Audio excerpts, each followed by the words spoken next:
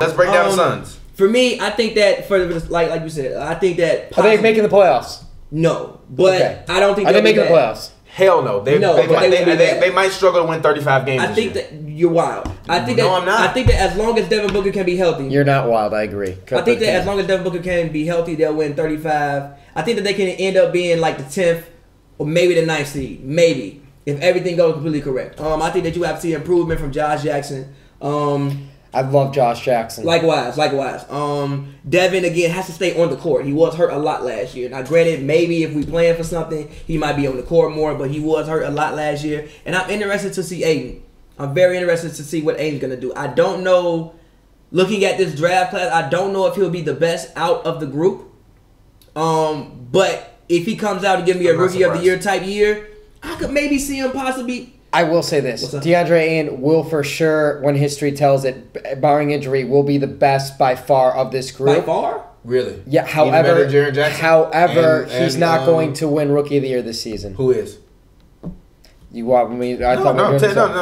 Kevin Knox. New York Knickerbockers, absolutely. It's not a bad pick. I think he's going to be there. I think he's averaging 17 points a game this season. Everybody is really high on Kevin Knox. Because I watched him play in person, and I watched him in Kentucky, and I watched him in the Adidas Nation when he was a 16, 17-year-old kid. I've watched this kid compete. You want to know on Team Harden, Adidas Nation, who was on this team? PJ Washington, Kevin Knox, DeAndre Ayton, a guy out of Duke who was undrafted, the starting point guard, who I thought had Russell Westbrook abilities, but obviously couldn't stay healthy, didn't play defense, will surprise people and prove people wrong. Undrafted guy again.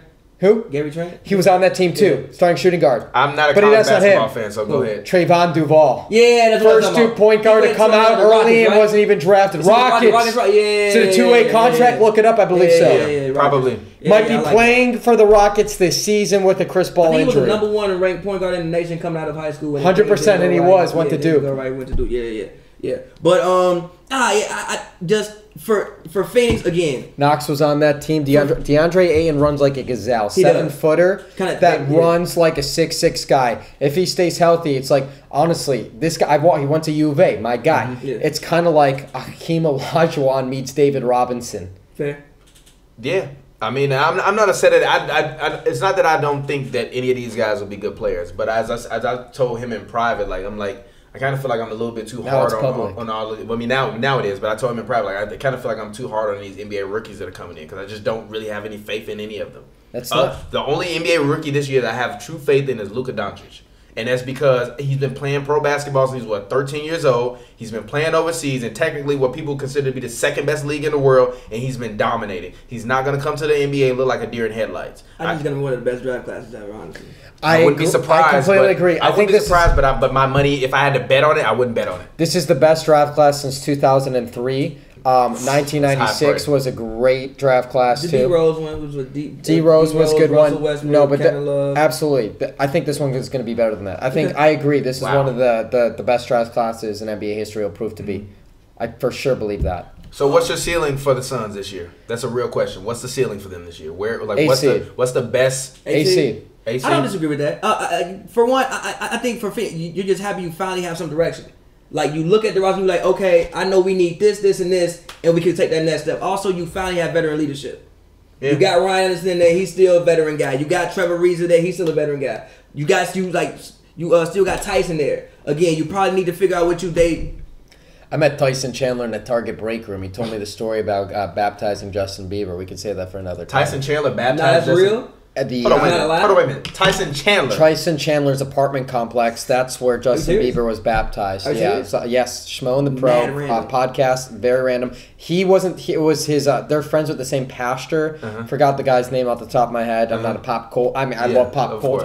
I'm a sports guy. Oh yeah, the famous LA pastor. The famous LA pastor baptized Justin Bieber and Tyson Chandler's units, condos, bathrooms or bathtub or pool. It was the pool. Justin Bieber got baptized in a pool. That is hilarious. It was in New York City when Tyson Chandler was playing for the Knicks. You just broke some news because I don't think anybody knew that Justin Bieber got baptized in a pool. Heard it here, baby. Schmo and the Pro, baby. Go check out the Schmo 312. Follow me. Follow the Schmo. Yeah, follow the Schmo.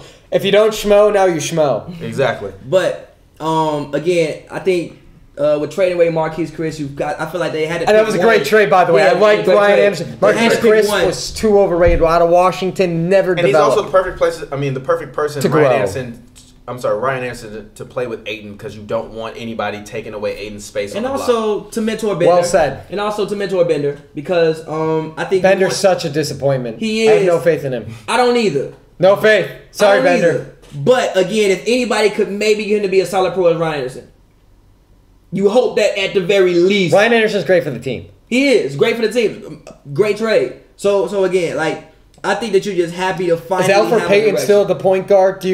Nobody knows who the point guard is. Who's the point guard? Shaquille Harrison is in New Orleans. Honestly, it probably just might be Josh Jackson. No. Honestly, I was looking at Josh Jackson's your three. I think that Josh Jackson and Booker going to just split the point. I was looking at 2K and they had Devin Booker as a starting point guard. The lineup was Devin Booker, Josh Jackson, Trevor Ariza, TJ Warren, and Ayton. If Devin Booker is the starting point guard for Phoenix, if you're telling me he's doing a transition change, I promise you he's going to be an all-star this season. Okay, under those circumstances, yes, because the ball will always be in his hands. But I don't know. I think that he'll split the duties between Josh Jackson. Supposedly, Josh Jackson's kind of like an Iggy type guy, where like if you need him to run point guard 35% of the time, he can do that. Supposedly, they're trying to figure out a way to get Spencer Dinwiddie away from the Nets.